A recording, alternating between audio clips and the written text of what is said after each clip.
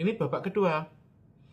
Nah, sekarang tahun 45 itu kemudian dibuatlah mandat. Mandat itu apa? Surat kuasa seperti Anda misalnya ya, Anda punya BPKB nih ya. Lalu Anda buat mandat nih, surat kuasa ya bahwa BPKB ini dipernama dari misalnya Acong menjadi Aming gitu ya. Nah, itu dibuatlah surat kuasa ya, namanya mandataris MPR. Kepada siapa? Soekarno. Dari mana? Dari Mataram. Lalu legitimasinya apa? Legitimasinya adalah Mataram itu membentuk utusan daerah di mana menjadi dari 400 adipati Nusantara yang memberi mandat atau surat kuasa kepada Soekarno. Yang tanda tangan itu adalah Raja Mataram.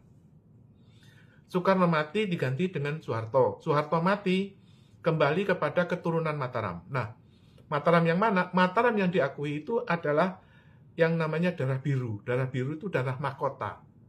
Darah mahkota yang diakui itu terakhir Mangkunegoro 6. Tapi kemudian dioper ke pamannya, sehingga pamannya itu bukan darah mahkota. Oleh karena itu, keturunan dari Mangkunegoro 6 adalah darah mahkota yang diakui oleh Amerika. Oleh karena itu, mandataris MPR sejak Soeharto mati tahun 2008 hilang dan kembali kepada Raja Mataram. Raja Mataram itu adalah keturunan Mangkunegoro 6. Siapa anaknya Mangkunegoro 6? Namanya Sanjoyo Hamijoyo Suparto. Nah, status Sanjoyo ini apa? Status Sanjoyo adalah pemilik mandat. Apakah itu legitimasinya ada? Ada. Itu pengakuan dari Amerika bahwa pemilik mandat, surat mandataris itu ada dari Amerika. Pertama adalah dari Douglas MacArthur kepada Soekarno. Kemudian dirubah menjadi Douglas MacArthur kepada Soeharto. Tapi tahun 67 dan sampai tahun 2008 Soeharto mati, itu dikembalikan kepada Sanjoyo Hamijoyo Suparto. Nah, sekarang karena Soeharto itu sebagai pemilik mandat kuasa dari asetnya Hindia Belanda, sehingga Soeharto itu bisa membuat surat tanah. Dia bisa bikin HGU dan itu sah, dan HGU itu bisa diperpanjang oleh kuasa Soeharto. Tahun 2008 Soeharto mati, HGU tidak bisa diperpanjang. Nah, sekarang 20 tahun kemudian HGU itu mati. Oleh karena itu sekarang itu konglomerat itu terjadinya kekeringan likuiditas karena HGU-nya mati. Sehingga kredit bank itu nggak bisa lagi pakai sertifikat HGU. Oleh karena itu, Pantai Indah Kapuk itu membuat sertifikat 1000 sertifikat yang disebut programnya Jokowi, yang pembagian 1 juta sertifikat gratis. Karena apa? Karena HGU-nya Pantai Indah Kapuk itu sudah mati. Maksudnya nggak bisa diperpanjang, yang ada ya HGU lama. Sehingga dari HGU lama itu dibuatlah SHM, tapi SHM itu pembatasannya cuma 1 hektar. Oleh karena itu dikapling-kapling menjadi SHM 1 hektar. Nah, kalau di sana itu ada 1 juta hektar, ya ada 1 juta sertifikat SHM. Kira-kira begitu. Itu adalah akal bulusnya Jokowi dalam program 1 juta sertifikat. Oke? Nah, kalau misalnya HGU-nya sawit itu nggak bisa dipecah-pecah menjadi SHM, maka HGU-nya itu mati, sehingga sekarang itu terjadi krisis likuiditas. Karena apa?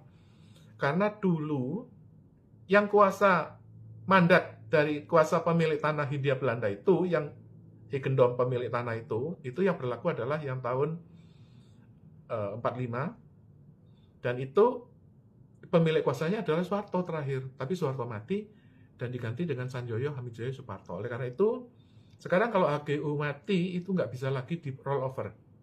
Oleh karena itu di IKN pun itu nggak bisa diterbitkan HGU, diterbitkannya HPL. Karena apa? Karena kuasanya ada di Soeharto, Soehartonya udah mati. Nah, kemudian kalau Anda bertanya, wilayah Mataram itu yang mendapatkan mandat itu, ya Anda ingat nggak Soeharto itu dapat mandataris MPR? Wilayahnya mana? Ya Indonesia. Indonesia itu mana? Indonesia itu ya VOC. Oleh karena itu, pada waktu Papua itu nggak masuk Indonesia, Soeharto keberatan. Soeharto itu pemimpin perang, komandan Trikora, komandan panglima perang, operasi Trikora menyerbu Belanda di Papua Barat.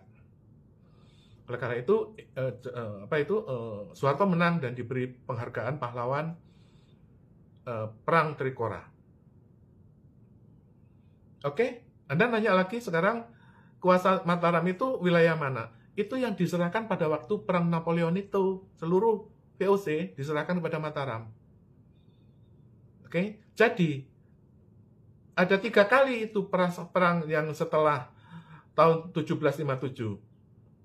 1, perang Napoleon, Belanda menyerahkan aset seluruh VOC kepada Mataram. 2, perang Diponegoro, Belanda itu kembali menyerahkan aset VOC kepada Mataram. 3, perang Jepang, itu seluruh tabungannya orang-orang Belanda waktu itu tetap dikuasakan kepada The Javash Bank, miliknya Mataram. Oke, sampai sekarang kuasa mandataris MPR itu kembali kepada pemilik lama yang menurut perjanjian 1757, yaitu Raja Mataram. Mudah-mudahan ini dipahami. Nah, ke depan kalau misalnya Prabowo ingin cetak duit, dia harus punya surat kepemilikan tanah. Nah, surat kepemilikan tanah itu ada di The Javash Bank. Bukan ada di Bank Indonesia, enggak, ada di bankernya The Javash Bank. Dan pemilik The Javash Bank adalah Raja Mataram, yaitu Sanjoyo Hamijoyo Suparto. Kecuali kalau Prabowo dapat mandataris.